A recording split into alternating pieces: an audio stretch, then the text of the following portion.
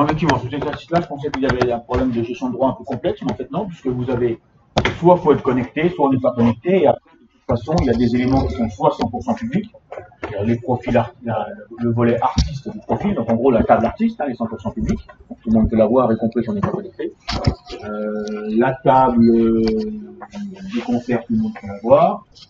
Les profils, par contre, organisateurs, personne ne peut les voir à part moi-même. Donc en fait, la gestion des droits dans cette application-là, c'est de deux façons. Certaines fonctions peuvent être connectées, d'autres peuvent être connectées. Et ça, c'est ce qu'on a mis en place. Sachant que de toute façon, on va pousser les salles, on va pas très loin. Et puis, et puis sinon, les autres, c'est de toute façon, j'ai le droit de voir que ce qui me concerne. Donc c'est-à-dire que sur les profils, bon, il n'y aura pas de contrôleurs qui peuvent lister un profil sur le profil organisateur, par exemple. On n'aura pas de contrôleurs qui vont recevoir le fait d'avoir un profil quelconque.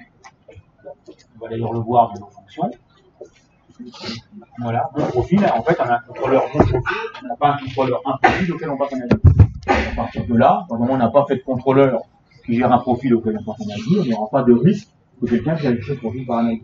Bien entendu, si on avait fait un contrôleur profil où on passe un avis, il aurait fallu s'assurer que l'item a le droit de le voir.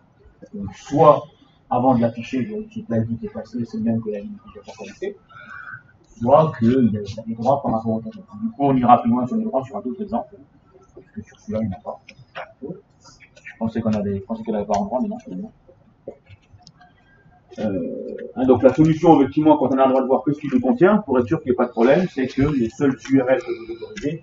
Alors, par contre, ça se compliquera quand on fera des URL plus génériques, puisque quand on évoluera un peu avec l'héritage, avec tout ça, on fera des URL qui permettent de voir n'importe quel objet, enfin, qui permettent de faire toutes les actions, la plupart des actions qu'on définit sur n'importe quel objet pour n'importe quel item. Après, il faudra effectivement dire la syntaxe, on mettra à faire n'importe quoi. On fera une syntaxe où je passe en paramètre le module, l'ID, l'action.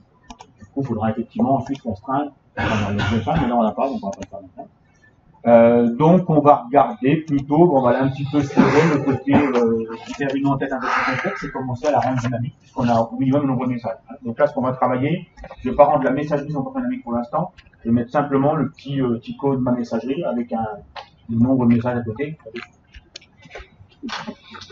Donc, on va quand même le faire avec un template, peut-être celui-là. Je ne vais pas échapper à quelques templates, peut-être.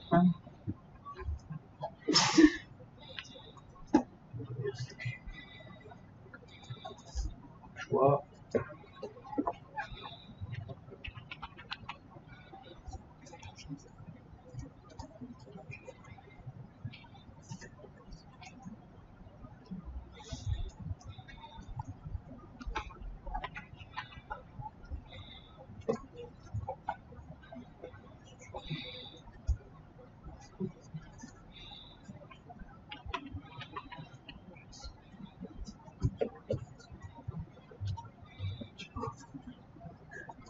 Alors, on va s'intéresser au header.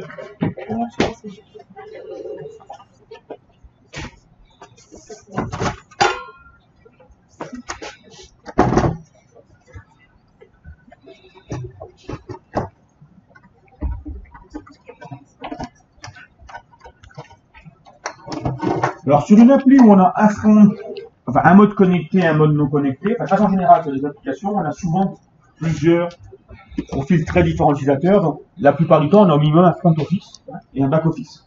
C'est-à-dire un front office où on va, globalement, les gens ne sont pas connectés, c'est là le site public, et un back office pour gérer. Donc ça, c'est le cas standard d'un site vitrine. Après, il y a effectivement tous les cas intermédiaires, de plus en plus fréquents, où j'ai effectivement toujours un front office et un back office, et j'ai toujours une partie gestion réservée à l'entreprise, réservée à l'entreprise qui met en ligne le site.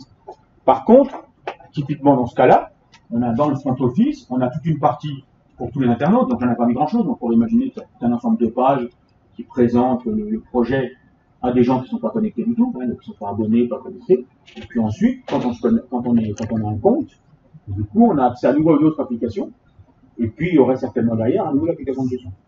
Donc ça veut dire qu'une application, souvent, on va se retrouver avec trois arborescences, trois ergonomies différentes. Donc il y a deux solutions quand on est dans ces cas-là. Soit on raisonne réellement trois applications différentes, parce qu'elles sont suffisamment, il y a vraiment Le look, on va avoir des mises en page différentes, des looks différents, des logiques d'ergonomie différentes. Les objets finalement que l'on accède sont, alors il y aura forcément un objet commun, hein, parce que le back-office, il vient qu'on affiche sur le back-office, mais enfin, il y a suffisamment de choses pour en faire 3. Ça tient la route, là. Donc on peut en faire 3. Si on en fait 3, il faut quand même faire attention, ça vaut le coup d'essayer de se dire, ok, mes objets métiers, donc c'est de la base de données, ceux-là, je vais essayer quand même d'utiliser les mêmes pour les 3. Et donc du coup, quand je les fais évoluer, bah, je puisse les recopier dans les 3 sans que ça gêne. Heureusement que c'est un décalage, là on s'organise pour aller chez le même répertoire. Ça dépend combien de travail, hein. Là, on peut effectivement faire un truc, on ne mutualise que les classes correspondant au modèle constructeur de données. Il faut au moins mutualiser ça, hein, parce que sinon, si on a 3 applications, là, ça n'a plus grand intérêt, quoi, hein. Donc, on va au moins mutualiser ça. Après, effectivement, si vraiment ça s'imbrique énormément, et c'est un peu le cas dans cette application, quoi, hein, voilà, on va accéder selon des droits, on va accéder à des choses ou pas, bah, effectivement, ça vaut le coup de penser une application globale, donc de se dire, ok, j'ai à peu près la même ergonomie pour tout, alors après, on peut avoir quelques endroits où les pages, par exemple, la saisie d'un profil, on peut imaginer que si on a un processus, alors là, il n'y a pas trop le cas, mais si on était une entreprise commerciale, par exemple, je m'inscris en tant que client, ben, il nous reste notamment 2 processus. Il y a les gens qui sont déjà clients, ou qui nous ont contacté, qui sont venus au magasin, qui nous ont contacté par maison, qui nous ont contacté par courrier, par téléphone. Il y a un commercial qui fait le compte, qui lui fait un compte, qui remplit les données, et puis je fais mon compte en ligne. Et du coup, on aurait la même fonctionnalité, c'est-à-dire qu'au final, derrière, c'est a priori le même contrôleur. Au minimum, c'est le même objet métier, enfin, la même classe, la même méthode dans l'objet métier qui va faire le truc. Mais par contre, j'ai des interfaces certainement différentes, parce que quand c'est le commercial qui le fait, qui a l'habitude, c'est des interfaces très compactes, avec beaucoup moins d'aide, donc assez vite. Par contre, quand ça va être effectivement un internaute, on peut faire une saisie en plus de pages, il faudra un formulaire plus riche, ou plus aéré, enfin, quelque chose d'un peu plus sympa. Donc du coup, on peut effectivement, hein, aller, y compris faire quand on va afficher un formulaire, ce formulaire, le modèle qui va être choisi selon la page, il va dépendre du profil utilisateur. Donc là, c'est ce qu'on va faire pour notre en-tête. Notre en-tête, on va faire que si on est connecté ou pas, donc ça vient du profil utilisateur, et puis si on a un profil organisateur ou si on a un profil artiste, hein, on peut avoir les deux, selon notre situation, selon où on en est, on va avoir une en-tête différente. Donc là, on va faire que sur l'en-tête, mais je vais vous le montrer avec 2 fragments différents et 2 tâches différemment. Du coup, vous pourrez faire pour des pages complètes. Quand on va le faire sur une page complète, comment on va le faire? Là, je vais faire comme ça sur l'en-tête, c'est-à-dire que l'en-tête va avoir mon en-tête.php, qui va être uniquement un test. Est-ce que je dois afficher en-tête 1 ou en-tête 2? Après, dans chacune, j'aurai à nouveau des éléments variables, il y aura en-tête 3, on va voir comment faire. Ben, si on le fait sur une page, notre fichier qui s'appelle par exemple accueil.php, voilà, j'aurais appuyé ce concerne. On avait eu un accueil.php. Du coup, on garde un accueil.php. Donc le contrôleur, lui, il envoie accueil.php. Et dans accueil.php, en fait, on va avoir un système qui va dire, OK, selon qui je suis, selon qui est l'utilisateur, bah, j'include accueil1.php, j'include accueil2.php, j'include accueil3.php. Donc là, on va le faire que sur l'entête, mais c'est la même mécanique pour une page complète. Donc ça permet en fait un ensemble comme ça, que l'objet du cran au-dessus, là, typiquement ma page, c'est en-tête, corps de page, pied de page. Du coup, elle ne s'occupe pas si l'en-tête, c'est des cas de versions différentes. Okay. Pour tout le monde, c'est ça. Bien sûr, si j'ai des cas où je n'ai pas d'en-tête, certains, ben, c'est cette page-là qui doit être. L'idée, c'est toujours de se dire, je vais essayer de gérer les différences, puis à l'endroit où j'en ai besoin. Et sur les parties communes, je vais essayer de ne pas m'occuper des différences, parce que c'est pas la peine que je parte dans des branches différentes, alors que je suis sur un morceau où je suis comme ça. Donc, comment on peut faire les enquêtes pour ce projet-là? Ben, on a le cas où on n'est pas connecté du tout. En gros, hein, ben là c'est le cas qu'on avait, j'aurais pas dû passer ce que je pense que je présenter. Mais on l'a un peu ici. Ben, on tombe sur uniquement les concerts. Donc, peut-être, on a dans le menu peut-être concert. Alors, bien sûr, il y a le logo, les machins comme ça, d'accord. Il y a concert, puis il y a me connecter. Créer un compte. C'est comme ça qu'on fait. Du coup, il n'y a rien d'autre. Alors, on ne peut pas mettre son nom, on ne peut pas lui mettre de trucs personnalisés, il n'y a pas de messagerie, puisqu'on n'est pas connecté, on n'a rien. Ensuite, quand on va être connecté, bah, du coup, si on est connecté, il n'y a plus de notion ni de créer un compte ni de me connecter. Donc, ça veut dire que là, il faudra peut-être mettre le nom de la personne, nom, prénom. Du coup, quand on clique dessus, hein, Ça sera un truc qui s'ouvre et quand on clique dessus, on aura se déconnecter. Et puis peut-être gérer mon profil. Il y a le menu de mon profil. C'est sûr, on peut alors, gérer mon profil, qui tombe sur la page de gérer profil. Gérer mon compte. Et puis ça devrait suffire, on verra beaucoup de choses. Et puis là, on va avoir un menu. On va avoir, pardon, en dessous certainement les messageries, là ou à côté, enfin on va voir, les messages que je viens de mettre là. C'est une petite boîte, une petite enveloppe sur laquelle on va coller une petite pastille avec le nombre de messages non lus. Ça peut être pas mal. On pourra décider même que ça, vu qu'on ne peut pas déclencher de messages depuis la messagerie dans cette application-là. La plupart des applications, je vais dans la messagerie, puis je peux faire un nouveau message avec un nouvel interlocuteur. Donc celle-là, c'est pas comme ça, puisqu'on doit chercher, on doit passer par une fiche artiste, parce que sinon, on ne voit pas comment mettre son nom. Donc il n'y a pas de nouveau message. Donc on va imaginer que ça, sur quelqu'un qui n'a pas encore envoyé de message, du coup, il n'a encore jamais activé sa messagerie. On peut décider que ça, c'est variable ou pas, donc ça, c'est pareil. Alors, sur les décisions de rendre les choses visibles ou pas, c'est des décisions ergonomiques, de choix qu'on veut que les gens fassent, on dit, OK, on montre toutes les fonctions, comme ça les gens savent que ça existe, puis en fait, ils peuvent chercher. Parce que si je ne mets pas l'icône messagerie, c'est-à-dire que quelqu'un qui a envoyé le message, je ne sais même pas qu'il insiste qu'on peut envoyer des messages. Ou alors, effectivement, je le mets tout le temps, et par contre, quand j'arrive dessus, s'il n'y a pas de message, il faudra qu'il y ait une page qui dise, pour envoyer un premier message, pour initialiser une conversation, vous devez choisir un artiste, par exemple.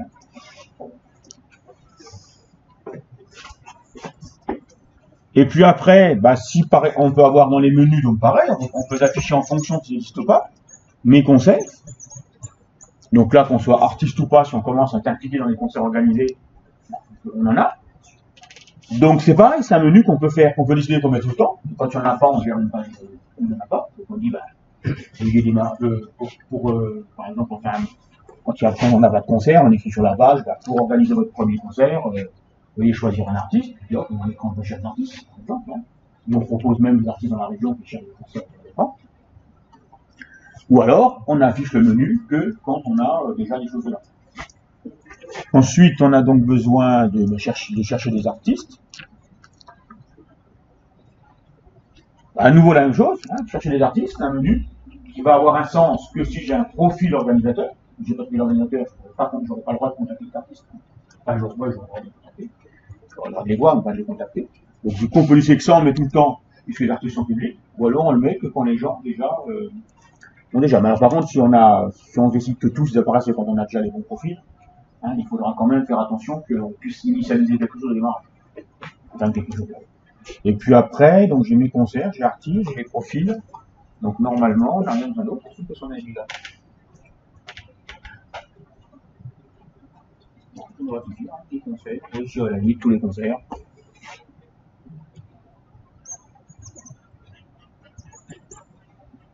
Et puis tout là. Ok, donc on peut par exemple, donc on va peut-être le faire comme ça, mes concerts, artistes.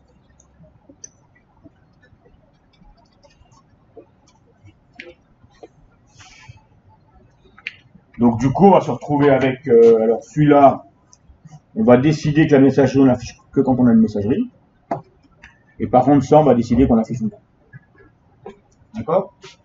Donc on va mettre ça, on va mettre cette icône-là uniquement le jour où on a au moins un message, qu'il soit lu ou pas lu, c'est-à-dire que même s'il n'y a pas de message lu, on aura accès à la messagerie, on pourra aller voir les messages. Par contre, les trois menus ici, mes concerts, artistes, dès qu'on est connecté, on va les mettre. Donc le fait d'avoir un compte artiste ou pas, ou un compte, ce sera que ici.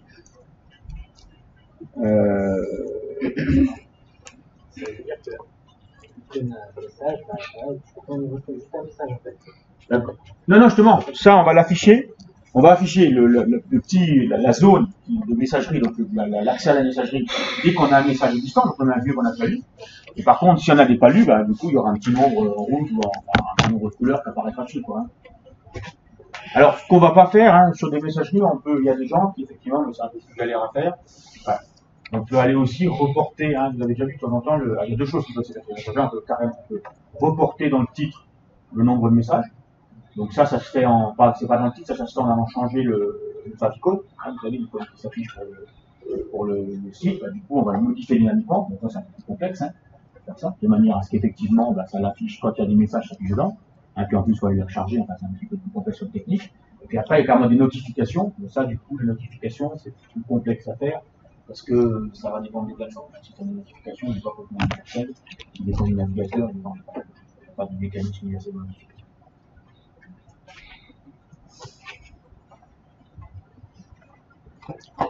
Ça, on va laisser tomber, on va se contenter de mettre un petit icône.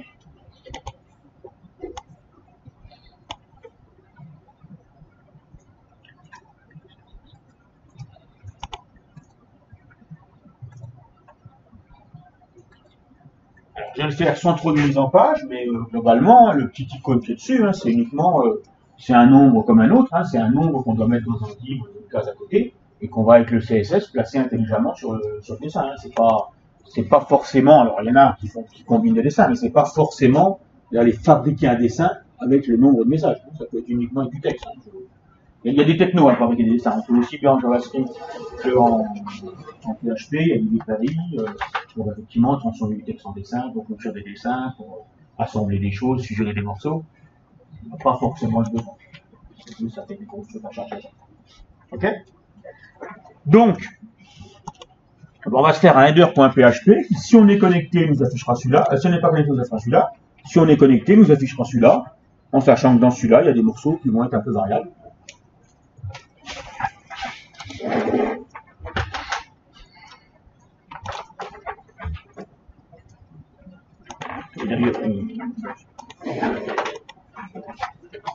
Alors, si je veux faire ça, je vais laisser tomber les CSS.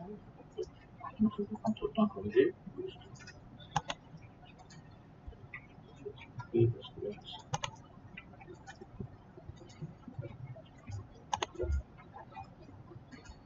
Donc dans les templates que je vais faire là, je vais supposer que tous les objets sont fabriqués. Pour le tester, on verra comment on fait. Donc je fais le fragment PHP.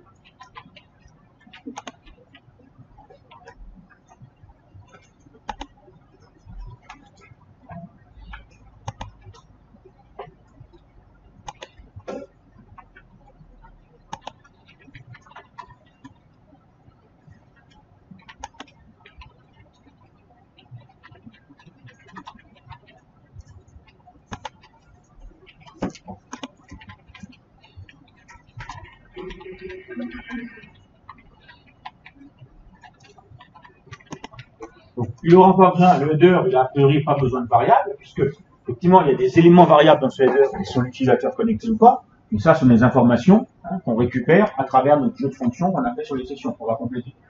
Du coup, on n'a aucune raison de passer au header, de dire ce header-là, je le fais pour telle chose, parce que le header, il s'affiche toujours en fonction de l'utilisateur connecté. Donc, on sait ce que c'est. C'est pas un paramètre qu'on doit lui passer, c'est une information qui sait. Quand on doit passer un paramètre, c'est parce que, effectivement, c'est une autre partie du programme qui décide pour qui il le fait.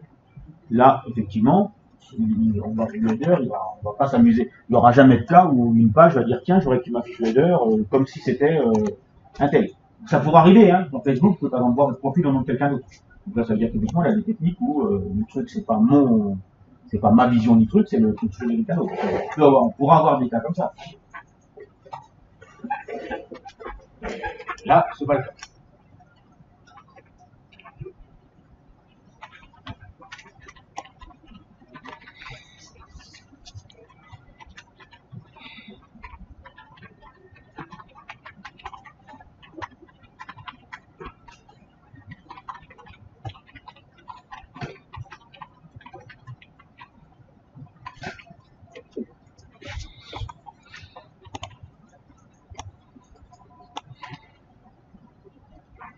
Ce header-là, on a dit quoi? On a dit la première étape, c'est j'ai complètement deux branches très différentes, si je suis connecté ou pas. Alors ça va même être très différent, parce qu'il ne faut pas hésiter entre connecté et pas connecté, à mettre même une couleur de bandeau différente, si on a une charte graphique où c'est un sens d'avoir deux couleurs.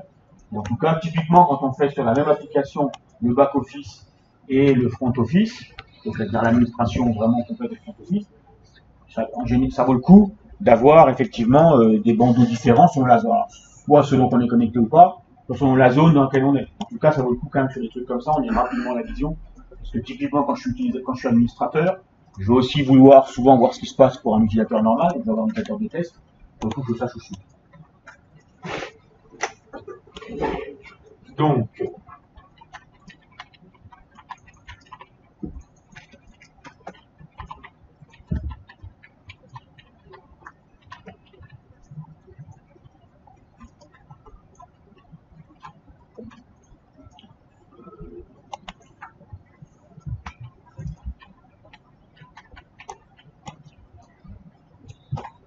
là, si on n'est pas connecté, c'est bien aussi le premier qu'on voit.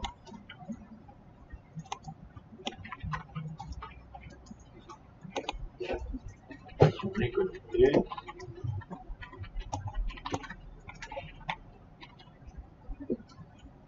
Ma formulation ne pose pas de problème parce que le on, quand on est connecté ou pas connecté, c'est-à-dire quelqu'un de connecté, ensuite on affiche ce PHP d'affiche. Ça ne gêne pas, vous ne voulez pas ça, ça va. Dites-moi. Hein. Alors, connecté ou pas, rappelez-vous, hein, on va revenir sur la session. On avait commencé à faire une librairie qui gère la connexion, hein, qu'il faut qu'on complète parce que là, on n'a pas la récupération de l'utilisateur lui-même, mais on a effectivement une fonction est connectée. Donc du coup, si on est connecté ou pas, c'est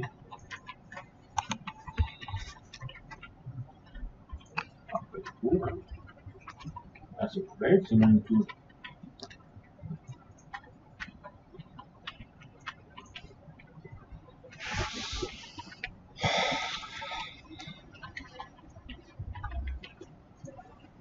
On est connecté 2.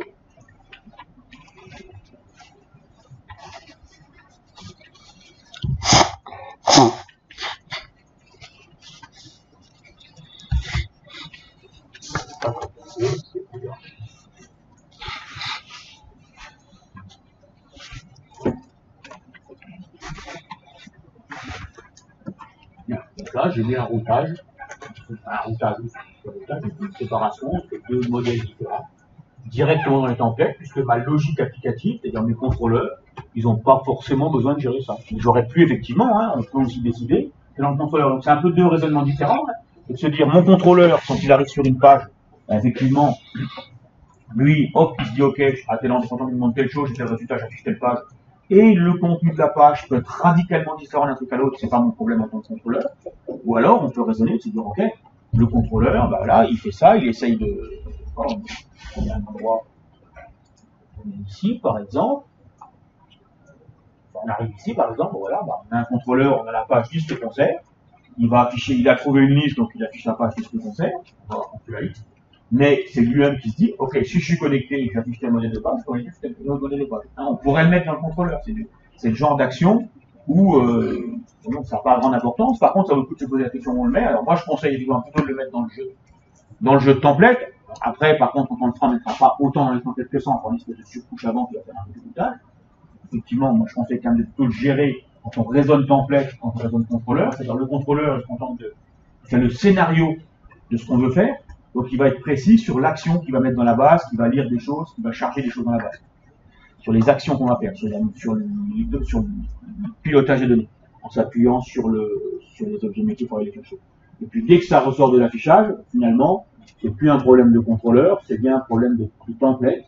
Donc je dis, ok, je dois afficher une liste de concerts, je dois afficher ceci, c'est-à-dire je route sur mes grandes pages, et le détail de ce qu'il y a dans les pages, je n'ai pas ici. En fait, ça va dépendre du schéma que je fais ici, quoi. C'est-à-dire que là, si effectivement là j'ai pas mis de routage dans le contrôleur, il n'y a pas de raison que le routage soit dans le contrôleur. C'est une décision du template. Mais il n'y a pas de règle. Hein. Vous mettez les choses où vous voulez, si vous savez où vous les mettez, si vous êtes clair où vous les mettez, il n'y a pas de souci.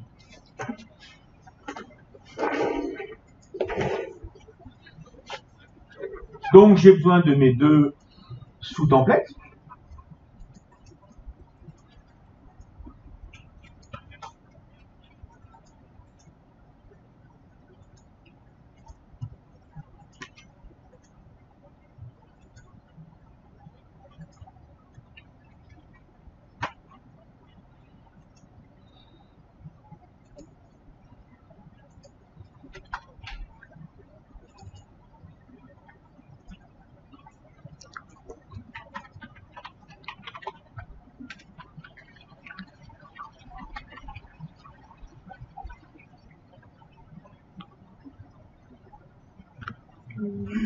Pas connecté déjà.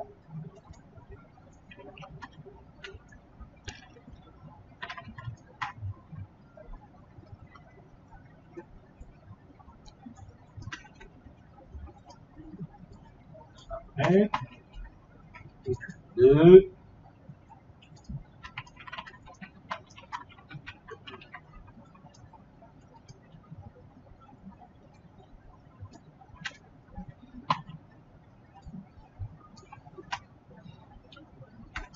Bon, on va commencer par le pas connecté parce que celui-là est facile.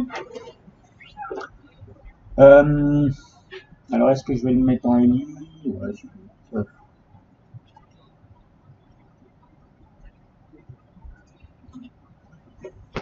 alors, c'est un menu, donc je vais le mettre en ligne. Je crois que c'est quand même quand on a besoin.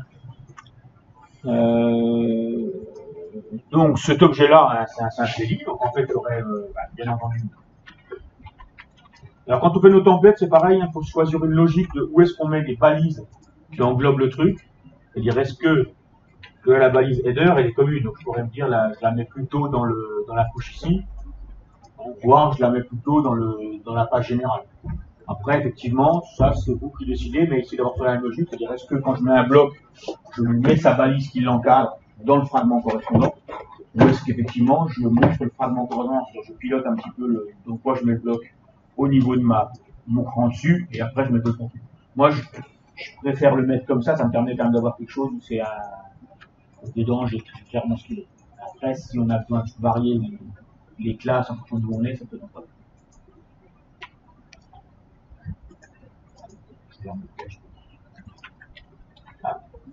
Donc ça va être un header. Alors il y aurait éventuellement une première image pour un logo. Et puis après, ça va être un menu. Donc un menu, on peut le mettre comme ça, par exemple.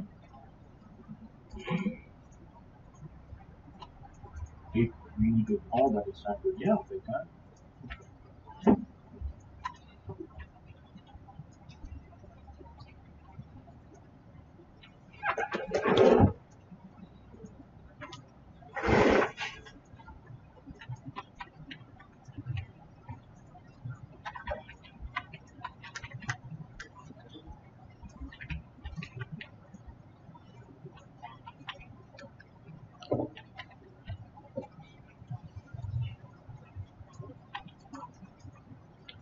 Alors, je ne mets pas de haltes, des choses comme ça. Vous mettez systématiquement des titles, des haltes, des choses comme ça sur les liens ou c'est pas obligatoire?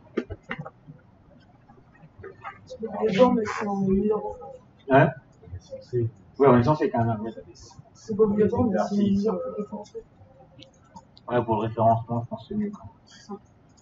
Pour l'exercice.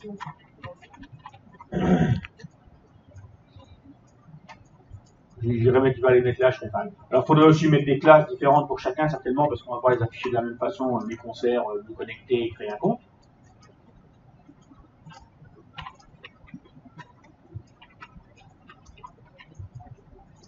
Typiquement, il faudrait certainement gérer des classes.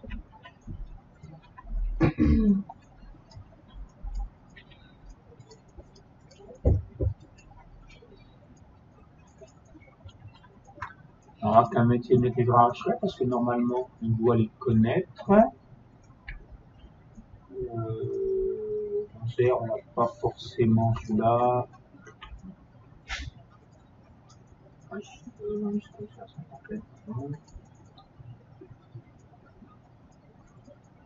Concert, là pas encore.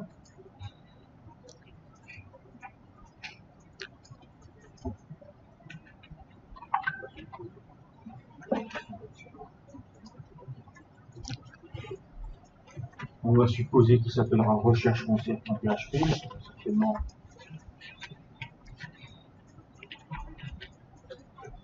Pardon, c'est pas ici du tout.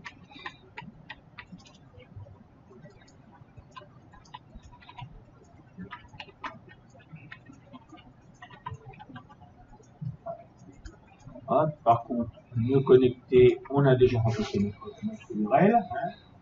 Se connecter, formulaire connexion, c'est forme connexion.php.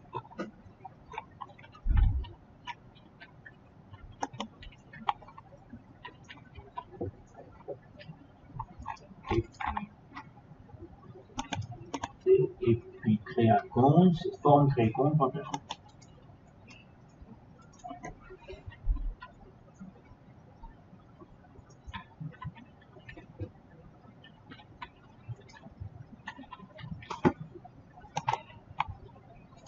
Voilà, bah celui-là, il y a même faire que ça. Alors, bien sûr, il faut lui mettre des CSS, hein, le header en général, il faut CSS. Mais bon, là, on a bien tous les éléments. Hein. Le réseau, on peut lui mettre après. Non, ça peut être plus complexe pour le coup.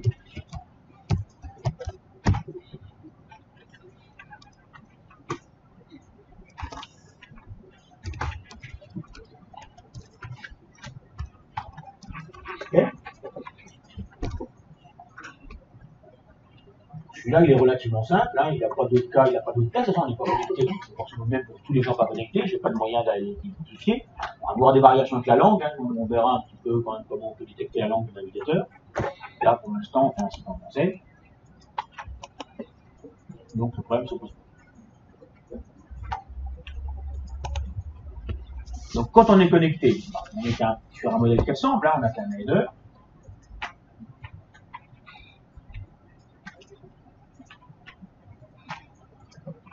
Si le logo est le même, j'aurais pu le mettre ailleurs, mais enfin, a priori, là, on aurait peut-être des includes de choses communes entre les deux, là. Hein. Si on a des trucs un peu, si on a des tas de morceaux un peu fixes, des petits bandeaux, des choses comme ça, il pourrait y avoir des includes, des choses communes. Okay. Donc, je vais prendre ici. Puis, je vais lancer une grave.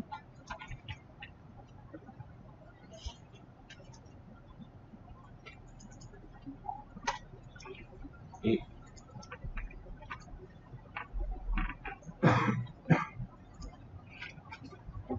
donc on a dit que le premier choix c'était des concerts.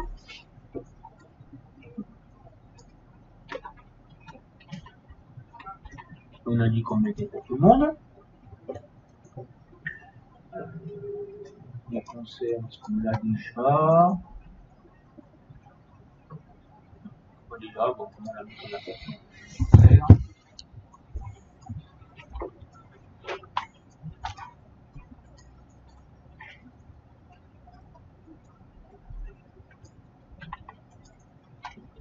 Ensuite, on a dit qu'on avait tous les concerts.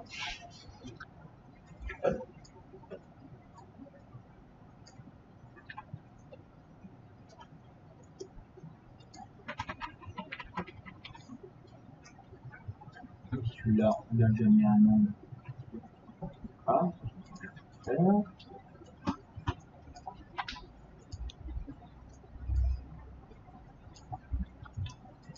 ensuite, on a dit qu'on voulait les artistes.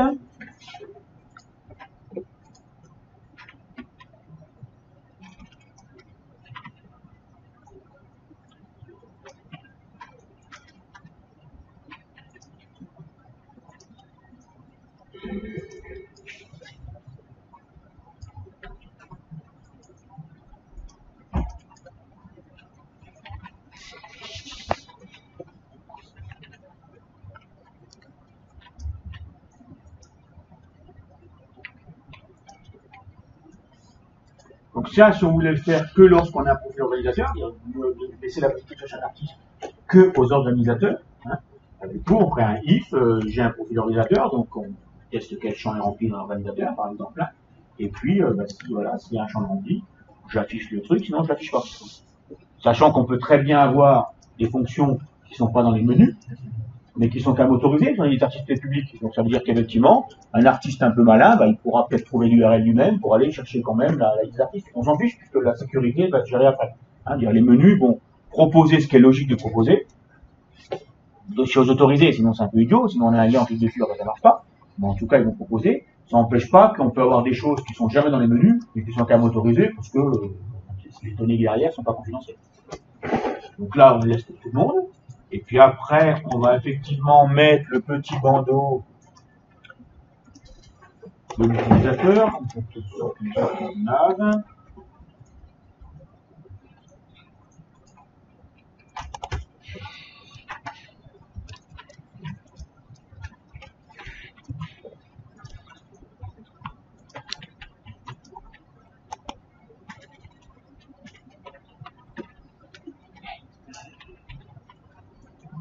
connexion, voilà, hop. On va lui mettre un ID sur celle-là, a priori, voilà.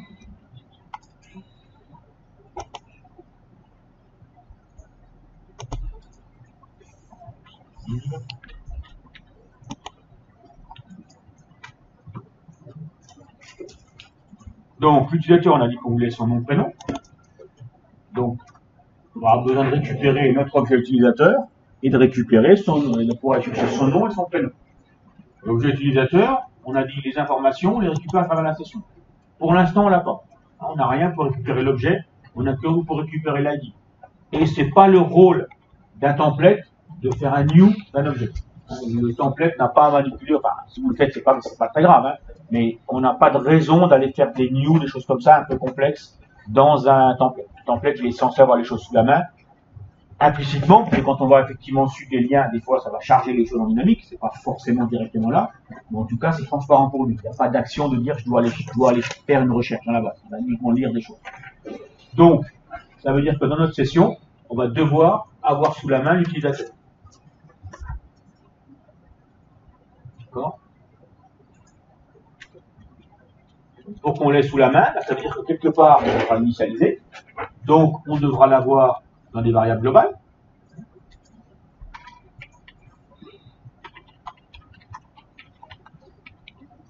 Et je ne le mets pas dans la session parce que ça va être un objet.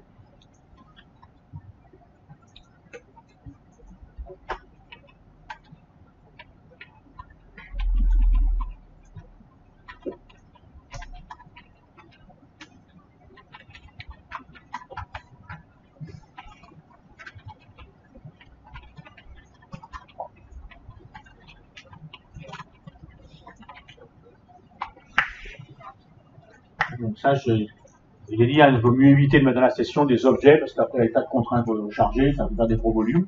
Donc là, je demande variable globale. Donc ça veut dire que je vais le charger. Il faudra que je le charge au moins une fois à chaque démarrage. Et du coup, on va se faire une fonction utilisateur connecté. Pas son ID, c'est possible, utilisateur lui-même.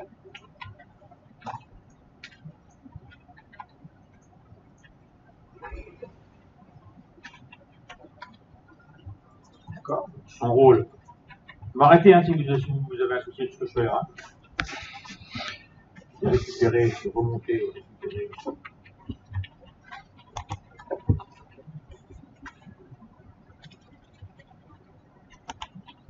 L'objet correspondant à l'utilisateur connecté.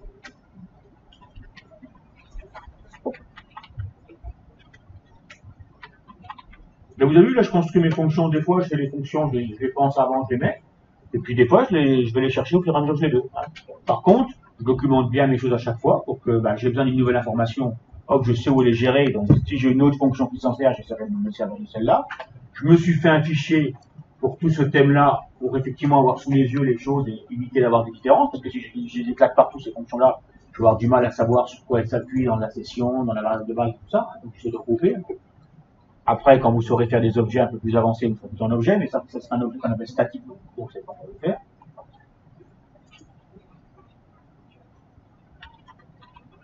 Donc, le retour, c'est objet utilisateur.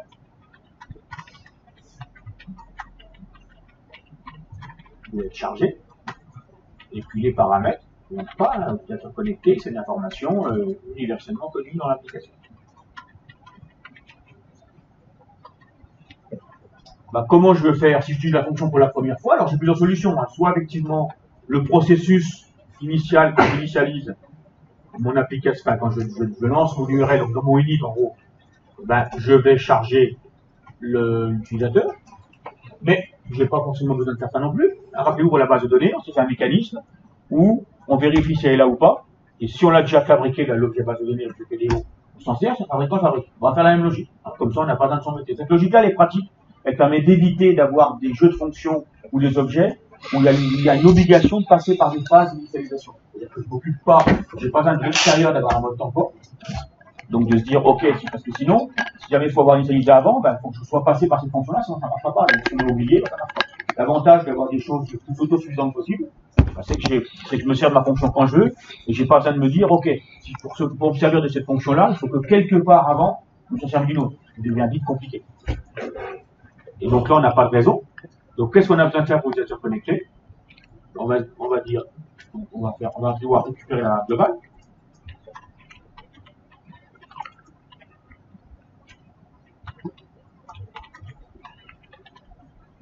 Donc c'est global $utilisateur.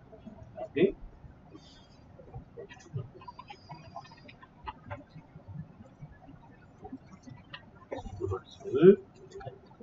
Là. Et puis pour savoir si elle existe,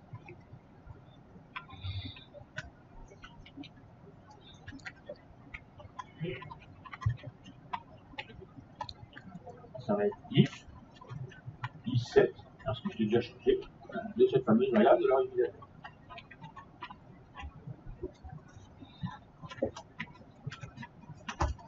Là, je vais plutôt dire si je ne l'ai pas chargé.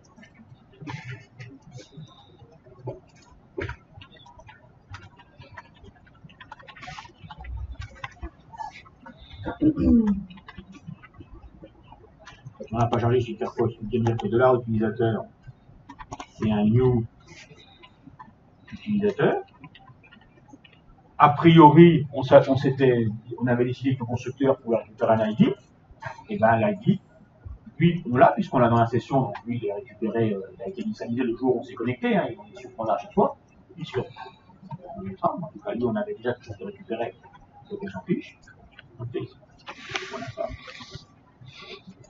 Donc ça va faire la requête sur la base de données, hein. C'est pour ça que je peux m'amuser à faire ça pour rien à chaque fois, sinon je vais aller chercher à chaque fois dans la base de données. Là, j'ai tout à retourner, on va la retrouver. Donc ça, c'est un cas, on peut avoir besoin de variables globales. En fait, il faut voir que les variables globales, c'est en gros des espèces d'attributs globaux, pour faire le travail avec l'objet, un attribut de l'application complète, et une fonction, c'est une espèce de méthode qui serait globale. C'est pour ça que ça va pour le remettre dans un système d'objets, sans aucun problème, en gérant les variables d'objets. Autre chose sur les variables globales, hein, vous trouvez de temps en temps la syntaxe, on n'est pas besoin de passer par ça, de passer par ça. C'est-à-dire que la variable globale, elle est aussi accessible directement dans $. Je ne me rappelle plus si c'est avec un underscore ou pas.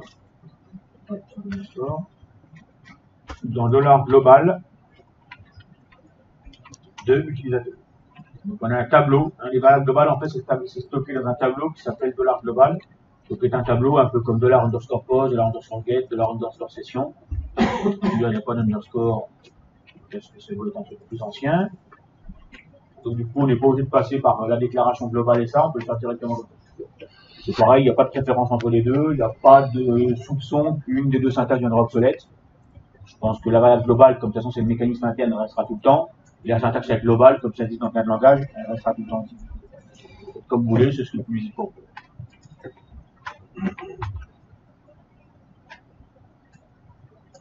Ça va cette fonction?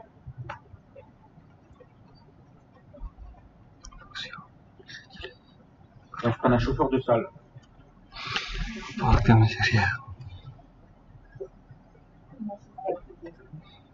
Hein? Tu veux prendre le rôle?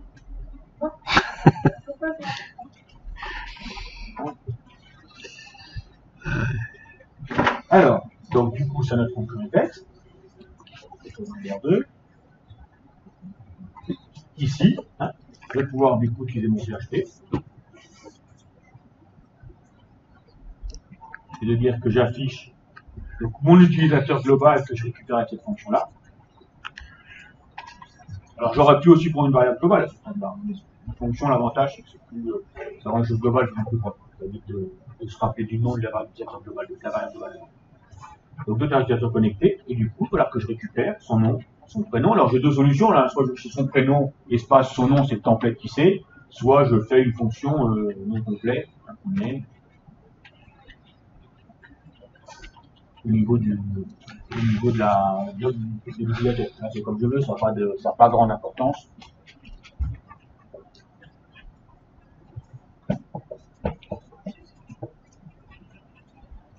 Après, on pourrait même imaginer qu'on se fait dans la session un truc qui récupère le nom de l'utilisateur connecté. Comment? Ah, je vous savez les deux, ce qu'on fait. On n'a pas fait la méthode. Allez, mettre un getter qui n'existe pas dans une facture qui est en fait, ça va être compliqué. On va plutôt le faire comme ça. C'est longtemps expliqué comment on fait pour avoir le nom complet. Pardon? Ça met longtemps expliqué comment on fait pour avoir le nom complet. Ah ben comment on peut voir le nom complet? Si je fais un get non complet, là, je fasse une méthode qui retourne le nom complet. Donc il faut qu'il fasse la combinaison. C'est-à-dire que la combinaison que je viens de faire là, il suffit que je la fasse dans l'objet, dans la méthode get non complet de mon objet utilisateur. Hein? Mais je vous mets pas parce que les getters, vous pouvez avoir un peu en tête ce qu'on fait en modèle conceptuel. On n'a pas encore écrit la méthode. Donc les getters de base, quand on est en modèle conceptuel, vous allez peut-être aussi retrouver quand même parce qu'on les a documentés quand même dans un modèle conceptuel. Ceux que j'ai ni dans le modèle conceptuel, ni documenté nulle part, bon, ça va faire des méthodes qui sont quand même un peu galères. Je vous les remets ici. Mais c'est pareil. Hein. L'avantage de le mettre, alors, enfin, la différence, en fait, si je le mets dans l'objet, quand on va avoir des objets tous sur le même modèle, vous voyez, si on a un nom complet, c'est une notion qui existe sur un utilisateur, qui existe sur un article, qui existe sur un artiste, par exemple, son nom d'artiste, enfin, sur plein de trucs, c'est un intérêt, parce que comme ça, je ne m'occupe pas de comment je fabrique un nom complet, c'est l'objet qui se dit, ok, bah, lui, il a un nom, un prénom, lui, il y a un monsieur, un nom, enfin, il y a un titre, un nom, un prénom, parce que c'est des choses un peu plus officielles. Donc, pour un artiste, bah, du coup, c'est que le nom d'artiste, on va pas chercher, on va pas combiner. Et du coup, la combinaison, elle se fait dans l'objet. Et on se pose pas la question de, ça permet d'avoir des templates qui sont, qui savent même pas ce qu'ils manipulent, quoi. Ils affichent le nom complet, mais finalement, c'est le nom complet, ça fait, si c'est un article, c'est la désignation, si c'est, on s'en fiche. Ça permet d'affranchir ça. Par contre, si effectivement on veut garder beaucoup la main dans le template pour se dire, bah ok, finalement le client il dit, bah non, là-haut je préfère qu'on mette que le prénom, c'est plus sympa, ce qui est pas idiot, hein, dans une application, sur les réseaux sociaux, souvent on désigne que par son prénom.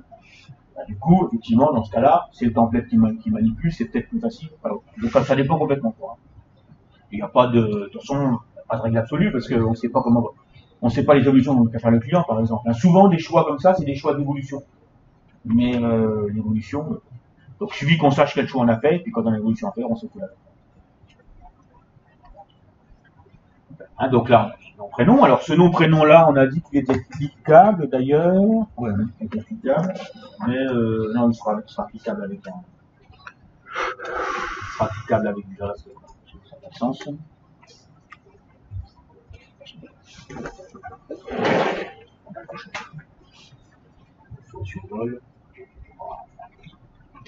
Alors, ensuite, donc ça c'est son nom prénom. Ouais, puis du coup en dessous je vais mettre le petit menu des variables.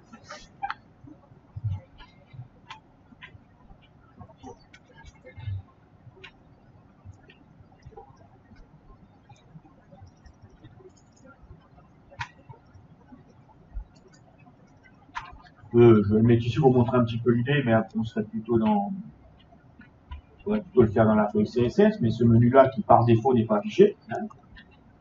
Donc je ne vais pas l'afficher par défaut ici. Donc ça, hein, il vaut mieux le mettre dans CSS. Et donc ce petit menu-là, on a dit on allait avoir dedans se déconnecter.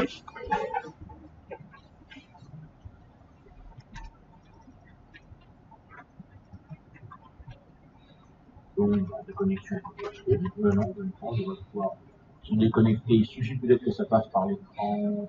Se déconnecter, on va pouvoir passer par l'URL de connexion.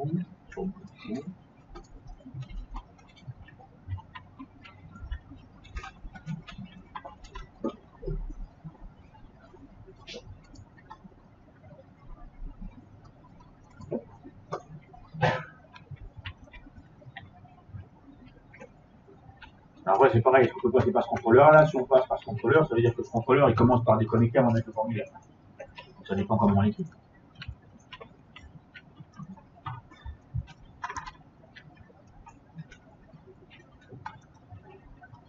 Et puis, ensuite, on avait mon profil. On pourrait aussi mettre le sous-menu ici, hein, c'est-à-dire que les choix qui dans mon profil, ici, qui font qu'on va afficher un peu ce qu'on a ici, on pourrait aussi le mettre directement là-dedans pour ne pas passer par un écran intermédiaire. Ça, c'est un choix d'ergonomie et après, quand on a le temps de le faire bien. Hein. Donc, j'avais dit c'était mon profil.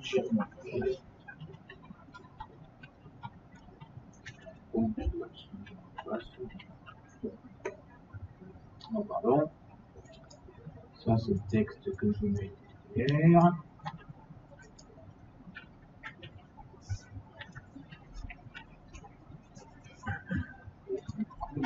Ça s'appelle la suite.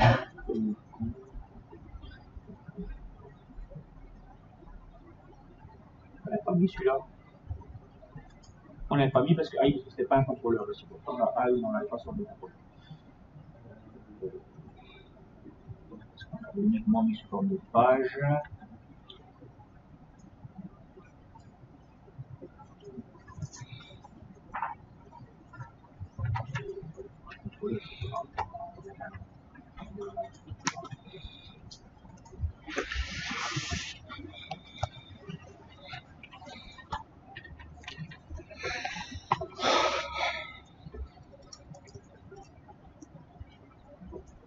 Voilà. Et puis il nous reste la petite histoire de la messagerie. D'accord? Donc la messagerie, on a dit que c'était que si. Alors à noter quand même que ce morceau-là, ça peut être intéressant de le sortir dans un template à part. C'est-à-dire de dire OK, donc le bloc utilisateur. Alors ici, c'est-à-dire de dire OK, là j'inclus le bloc utilisateur et je le gère dans un template à part. Ouais, j'étais à découper massivement. Et ensuite, on va avoir un truc qui est variable. Donc ensuite, ça va être effectivement du PHP.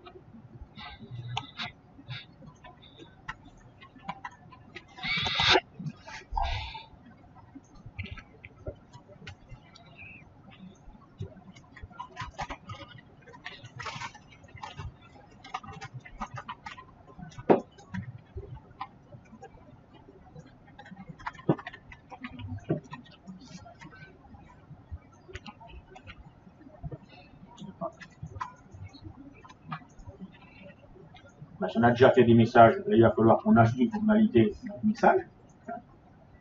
Donc, alors voilà.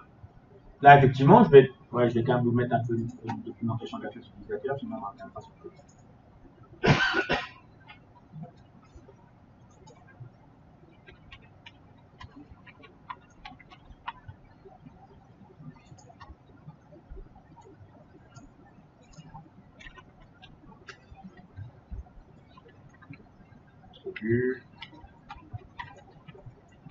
Ça. Ça.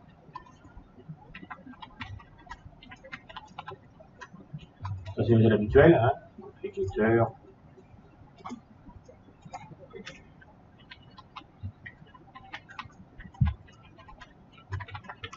Comme on l'a fait sur les concerts. Et puis, je vais quand même documenter les spécifiques que je vais utiliser ici. Donc, je ne vais pas vous y retrouver.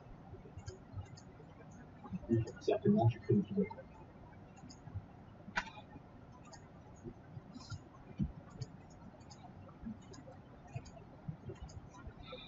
Donc, on va avoir besoin d'une méthode là pour connaître le nombre de messages.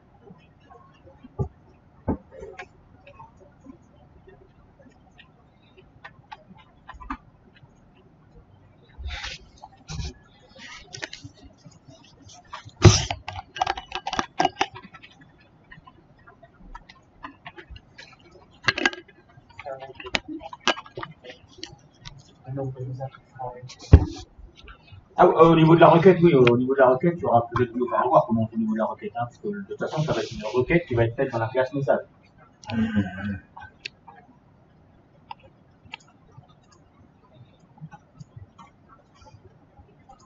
Alors, nombre de messages, paramètres.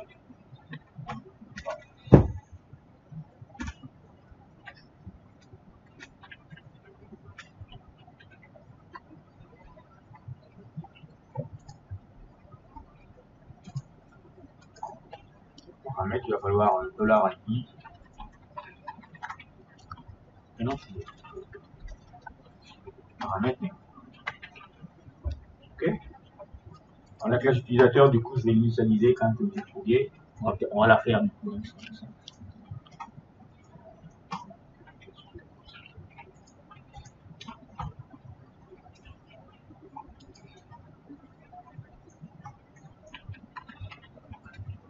Elle n'est pas très complète, donc on va la faire.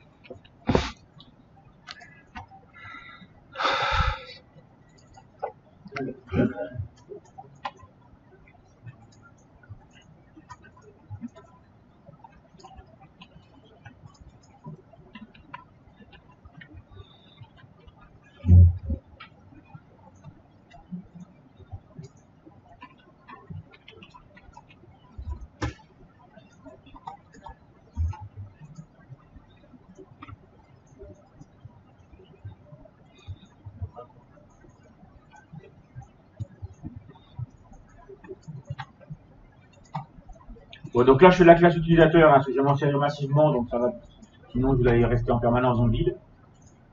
Donc la classe utilisateur, le modèle de données, elle n'a pas grand chose normalement. Email, password, nom, prénom,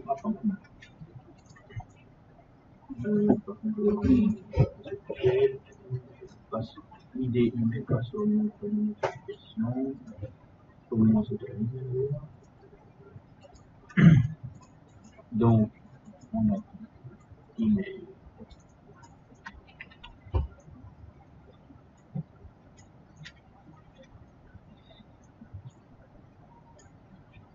Non.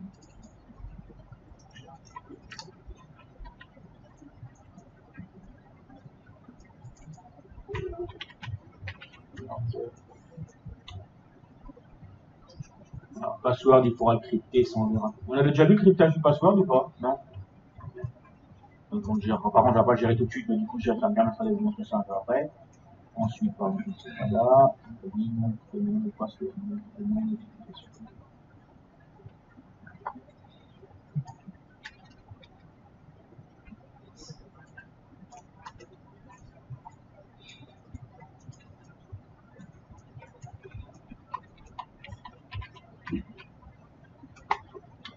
Là, donc, on a la base de données. OK, donc le constructeur.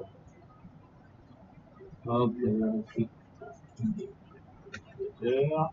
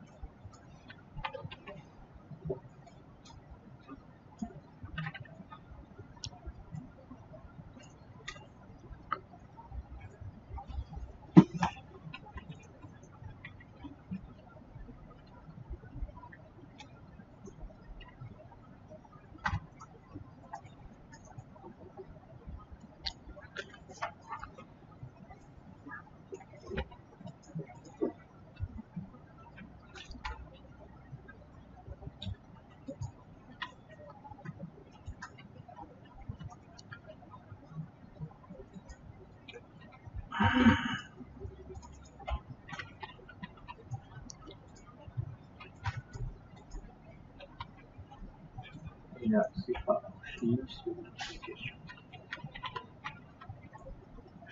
Par défaut.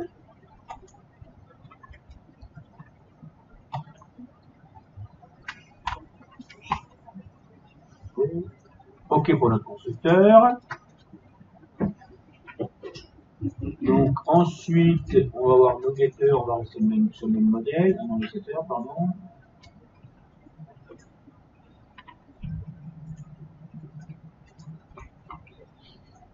Ah, je fais mon objet exactement sur le même modèle que j'ai mis ça, de manière à avoir la même chose que mes objets. Donc j'ai une notion de set email valeur.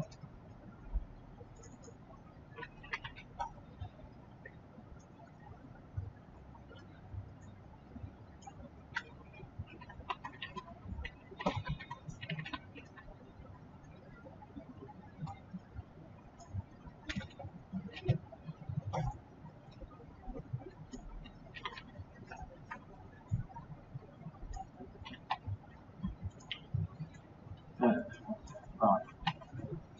On s'en continue.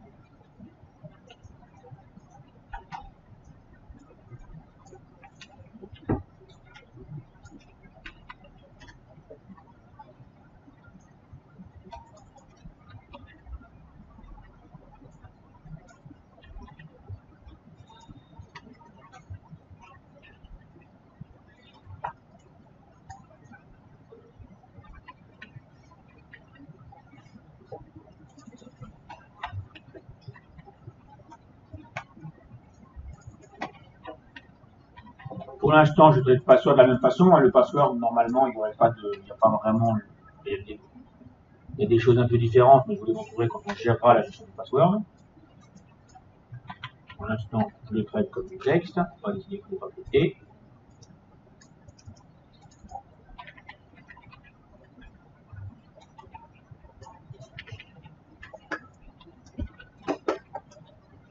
Et puis, le dernier, c'est le nom, donc je vais m'inspirer de celui que j'ai ici, là.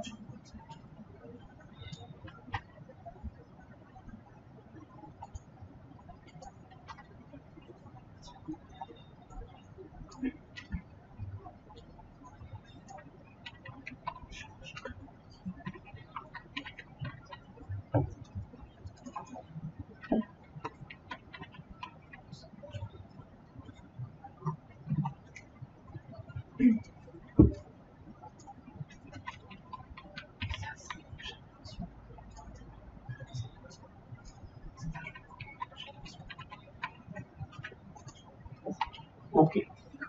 Alors, ensuite, on a nos... Ah oui, on a celui-là, on va faire aussi quand même.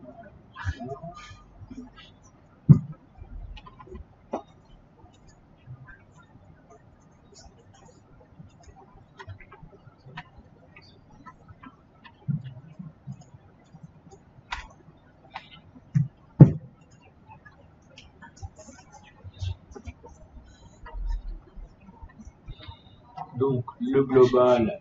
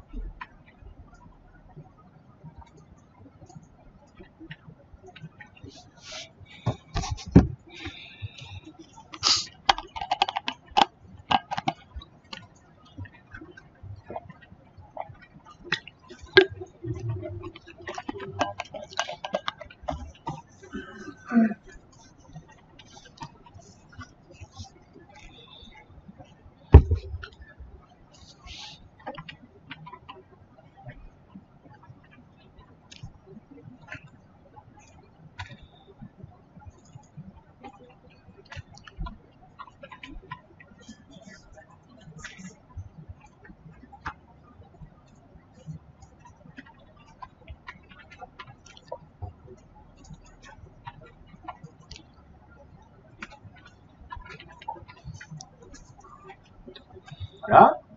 Alors, un peu qu'on a terminé. Voilà. Ensuite, on a les getters. Ah, c'est fini maintenant la première étape.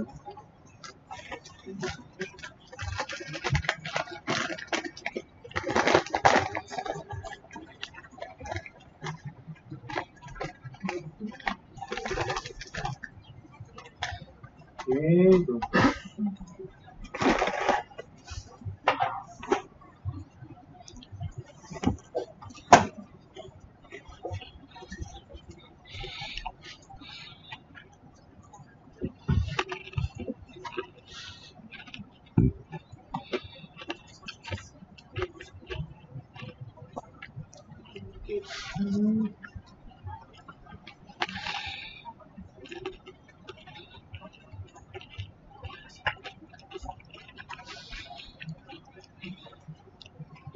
juste comme j'essaie de commentaires bien précis, ça fait plus de modificateurs.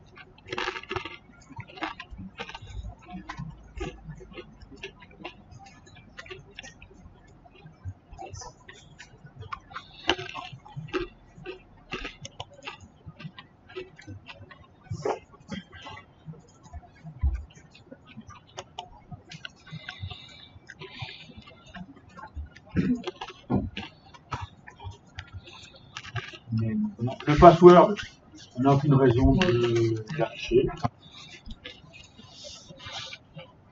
Donc, on ne va pas faire de getter. Au moins, on sera sûr qu'on n'ira pas le chercher. Et puis, par contre, la notification.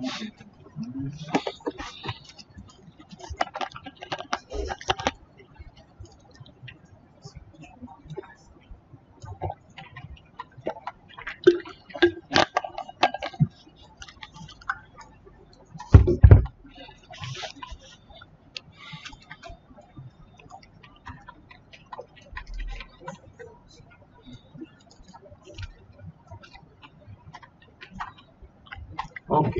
Alors ensuite, on avait les mêmes choses en HTML.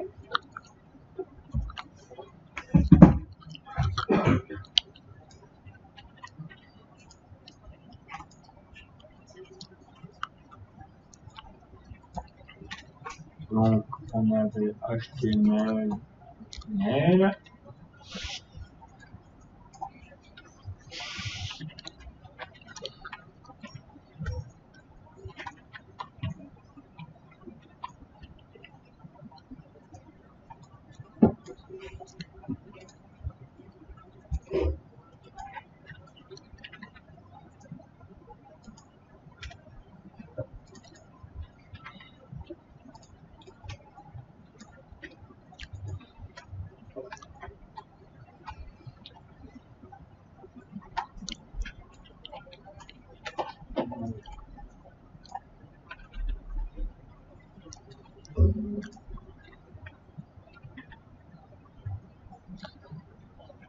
Et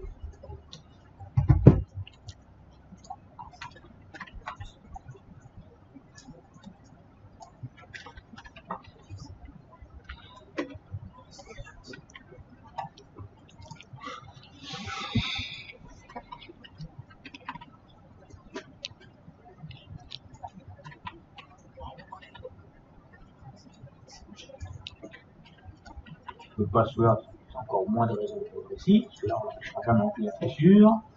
Et on a un truc bien plus spécial. Ah, j'ai pas traduit en oui, non, je l'ai. Ah.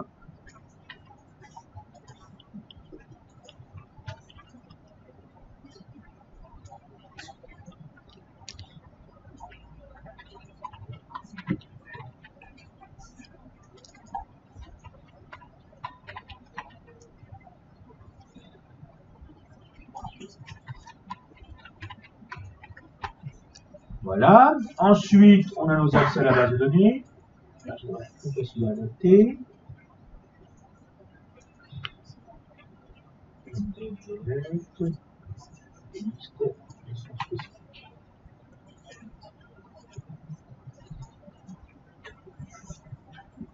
Donc, accès à la base de données. On va partir. Donc, l'autre format ID. Ok. Donc là, c'est le premier.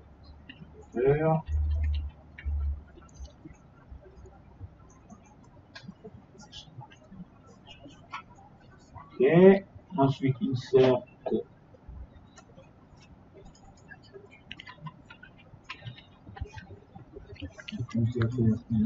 Un email.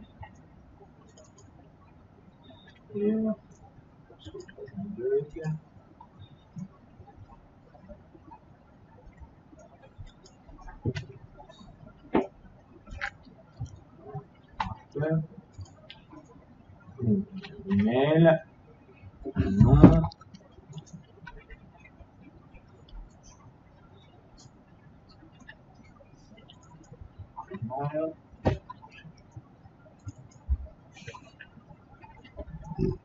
Password.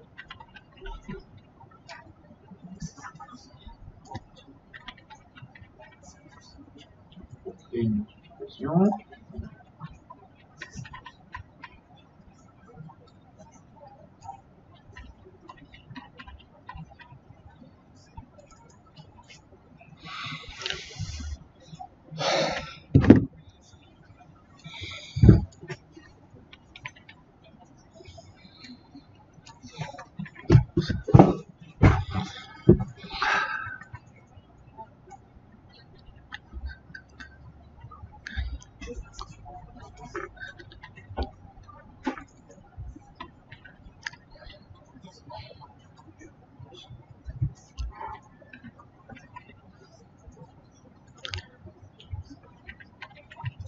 Là, je gère le password en pas crypté, hein, je ne fais pas de conversion de password.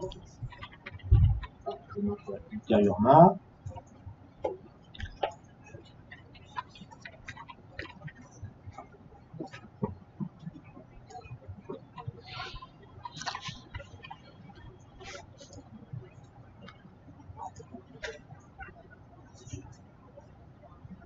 Et donc ensuite, normalement,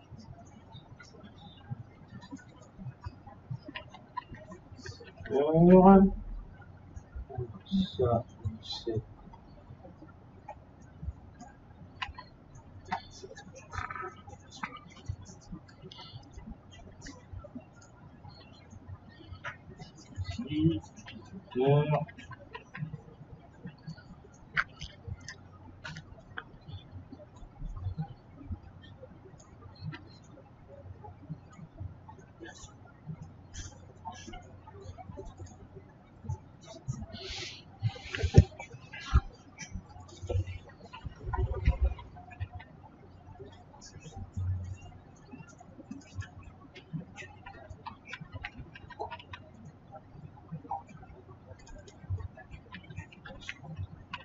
Voilà, un utilisateur en version de base, donc avec ses accessoires à la base et ses attributs. Oui, une fois que j'ai ma logique, ça va vite, là, tu vas du copier-coller, je sais ce que je fais. Bien sûr, il faut déjà regarder si j'ai des variations sur les champs. Et donc tout ça, c'est tout ce qui fera que quand on fera de l'héritage, on n'aura qu'à définir les différences pour que ça fonctionne. Il y aura beaucoup moins de choses comme ça à faire. En tout cas, là, il n'y a pas tant que ça à faire. Il faut simplement que je fasse un petit peu attention à mes champs. Un peu laborieux. C'est sûr que ça vous prend un peu de temps quand même, hein, sur l'examen final, je ne donne pas autant de table, parce que là, je le fais assez vite parce que je suis habitué, je me doute bien que vous, même si c'est en copier-coller comme ça, vous y passez quand même d'autres en plus de temps. Hein. C'est normal. Vous devez même vérifier plus précisément. Moi, je le fais chaque année. On va me dire les mêmes exercices, ça doit faire les corrections. Voilà. Donc, du coup, on a nos fonctions de base, ce qui fait que d'ailleurs, on va pouvoir adapter notre header. Parce que j'ai oublié quelque chose ici, hein, c'est pas get prénom qu'il faut qu'on utilise maintenant, parce qu'on s'est fait des fonctions spéciales pour faire du HTML. C'est HTML. C'est-à-dire c'est un getter hein, qui fait automatiquement le filtrage éventuel et qui, pour des champs un peu plus complexes, allait même éventuellement faire des mises en forme. Et, typiquement, on avait réussi à faire un HTML expéditeur hein, sur le message qui va directement le nom, prénom de l'expéditeur. Donc il vous évite même de savoir si l'expéditeur c'est un objet ou pas.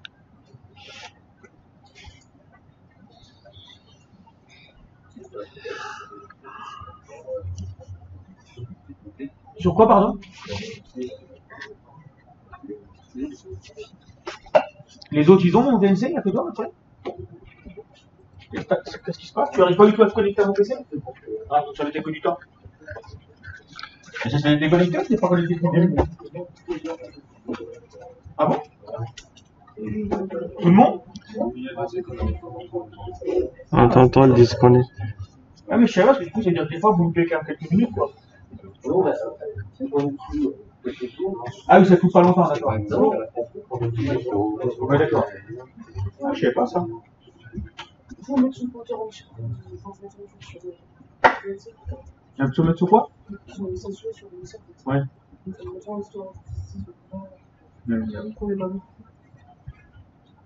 Ouais, c'est quand vous bougez pas que ça se sent.